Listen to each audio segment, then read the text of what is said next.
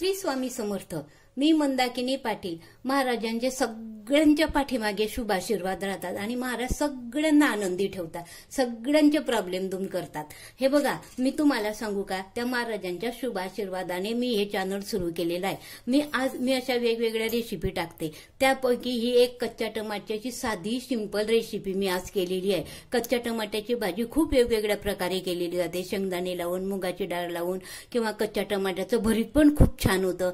कच्च्या टमाट्याची चटणी पण खूप छान होते. त्यापैकी मी तुम्हाला बघा ही एक साधी सिंपल रेसिपी केलेली आहे. ज्यांना कोलेस्ट्रॉलचा त्रास असतो त्यांना शेंगदाण्याच्या भाज्या किंवा तेलकट भाज्या अजिबात खाल्लेल्या चालत नाही. त्यांनी अशा या प्रकारच्या भाज्या खायच्या, त्या खूप शरीराला चांगल्या असतात. बघा मी ही रेसिपी कशी केलेली आहे तर काही नाही. आणि ही भाजी एवढी सुंदर झालेली आहे ना, हिचा घमघमाट एवढा गरभर पसरलेला आहे ना की तुम्हाला काय सांगू. माझ्या अशा ज्या चमचमीत आणि झणझणीत रेसिपी बघायला माझं होममेड चॅनल आहे ना, तुम्ही सबस्क्राईब करा, शेअर करा. आणि माझ्या अशा नवीन नवीन चमचमीत झणझणीत रेसिपी बघण्यासाठी बेल आयकॉनचं बटन दाबा. मी नवीन अशी रेसिपी अपलोड केली म्हणजे पहिल्याच प्रथम तुम्हाला दिसेल. धन्यवाद. त्यासाठी बघा मी हे 2 कच्चे टमाटे घेतलेले आहे आणि हे 1 वाटीभर तुरीची डाळ घेतलेली आहे. आपण आधी काय करू, ते कच्चे टमाटे आहे ना ते कापून घ्या. हे बघा हे कापून घेतलेले आहे मी कच्चे टमाटे. ते 2 कच्चे टमाटे ते कुकरमध्ये टाकू आपण. आणि ही जो अर्धी वाटी तुरीची डाळ आहे ना, अर्धी पाऊण वाटी आहे ही तुरीची डाळ, ही स्वच्छ धुवून घेतलेली आहे मी 2-3 पाण्यानं. ती पण कुकरला लावू आपण. आणि त्यामध्ये ना हे अर्धी वाटी शेंगदाणे घालायचे आणि हे 2-3 मिरचीचे तुकडे घालायचे आणि ह्याच्यातनं पाणी घालायचं. आपल्याला पाहिजे तसं थोडं पाणी घालायचं. हे चमच्यानं छान ढवळून घ्यायचं आणि कुकरला लावून याचं कुकरला झाकण लावून 3 शिट्ट्या करून घ्यायच्या. हे बघा मी कुकर गॅसवर चढवलेला आहे. आपण आता याचा गॅस मीडियम ठेवू आणि याच्या 3 शिट्ट्या करून घेऊ. हे बघा आपण त्या भाजीसाठी काही वाटण लागतं. त्यासाठी बघा मी हे 1.5 चमचे पोहे खायचे, 1.5 चमचे धणे घेतलेले आहे, पाऊण चमचा जिरं घेतलेलं आहे, 3 हिरव्या मिरच्या घेतलेल्या आहे, हे थोडेसे खोबऱ्याचे काप घेतलेले आहे, हे 4-5 लसणाच्या खापा घेतलेल्या आहे आणि हे पाऊण इंच आल्याचे तुकडे घेतलेले आहे. आणि ही हिरवी कोथिंबीर असते ना, कोथिंबीरच्या ह्या दांड्या घेऊन या स्वच्छ धुवून घेतलेल्या आहे. हे आपण मिक्सरमध्ये मीडियम वाटून घेऊ. हे बघा एकच प्रकारची भाजी असते कच्च्या टमाट्याची भाजी. कच्चे टमाटे पण ते खूप वेगवेगळ्या प्रकारे केले जातात. खानदेशामध्ये शेंगदाणे लावून पण केलेले जातात. कच्च्या टमाट्याची चटणी केली जाते. कच्च्या टमाट्याचं भरीत पण केलेलं जातं. कच्च्या टमाट्याचं मुगाची डाळ घालून ती पण भाजी केलेली जाते. आता ही त्यापैकी मी हा एक प्रकार तुम्हाला दाखवते. खूप छान लागतो हा प्रकार, करायला पण सोपा आहे आणि चवीला पण खूप चविष्ट लागतो या प्रकारची भाजी. हे बघा असं आपल्या या 3 शिट्ट्या झालेल्या आहे. आता आपण गॅस बंद करू.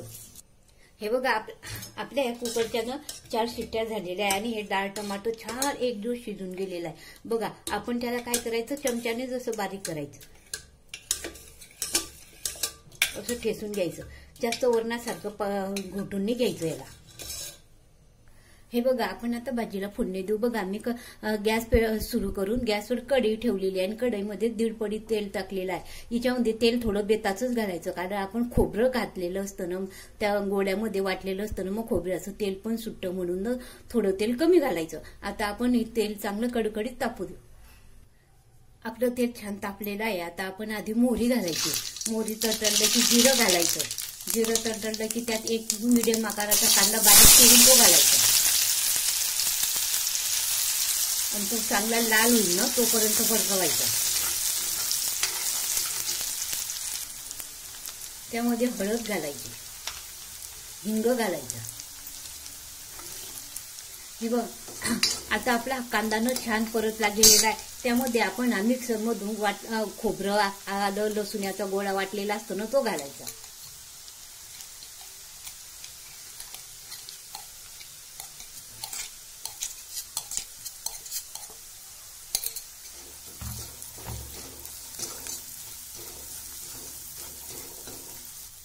आणि हा चांगला आहे ना तेल सुटेपर्यंत परतू द्यायचा. आणि समजा एखाद्या वेळेस हा कढईला लागत असला ना, कढईच्या तळाशी चिपकून जात होतं म्हणून पाण्याचे थोडेसे 2-4 थेंब घातले तरी चालतात. पण हा चांगला कळसवू द्यायचा. हा कळसवल्यावरच चांगला कळसवला ना तरच भाजीची चव छान लागते. हे बघा असं थोडं पाणी घालायचं आणि ते कळसवू द्यायचं. तर मधून मधून हलवत राहायचं. आणि आपल्या या गोळ्याला बघ सगळं छान तेल सुटलेलं आहे. असं चांगलं चारी बाजूनं तेल सुटलं ना समजायचं की गोळा छान कळसवला गेलेला आहे. गोळा कळसवला गेला ना की आपण हे कुकरमध्ये जे शिजवलेलं असतं ना टमाटर आणि डाळ ते टाकून द्यायचे. आणि चमच्यानं असं सारखं करायचं त्याला.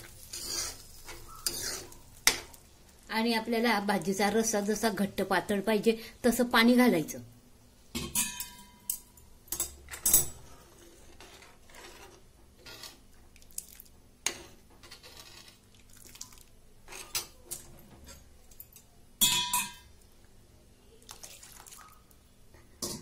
हे बा सारखा शेंगदाणे लावून सारखं शेंगदाणे लावून किंवा मसाल्याच्या भाज्या खाऊन खाऊन पण कंटाळा येतो. मग एखाद्या वेळेस असं बिना लावल्याची केलेली ही भाजी आहे ना, ही पण खूप छान लागते. एकदा तुम्ही अशी करून बघा.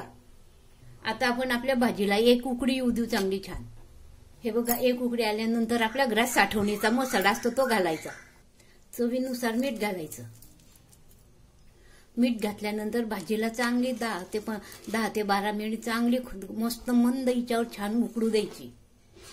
हे बघा उकडी आल्यानंतर त्यामध्ये ना चांगली बारीक चिरलेली कोथिंबीर घालायची वरतून.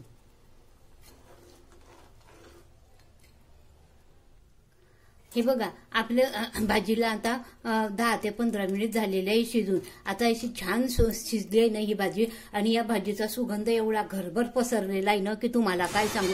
आणि खूपच छान लागते. आणि कसं शेंगदाण्याची भाजी लावली ना, शेंगदाणे लावून भाजी केली ना तर त्याच्यानं कशी काही ऍसिडिटी होते. काही ज्यांना कोलेस्ट्रॉलचा त्रास असतो त्यांना ती भाजी चालत नाही. तशा लोकांना अशा भाज्या केलेल्या खूप चांगल्या शरीराला. म्हणून अशा प्रकारची ही भाजी तुम्ही ना एकदा माझी ही रेसिपी बघून एकदा तुम्ही घरामध्ये एकदा नक्की ट्राय करा ही भाजी. आणि मला कमेंटमध्ये कळवा कशी लागते काय लागते ही भाजी. तर धन्यवाद.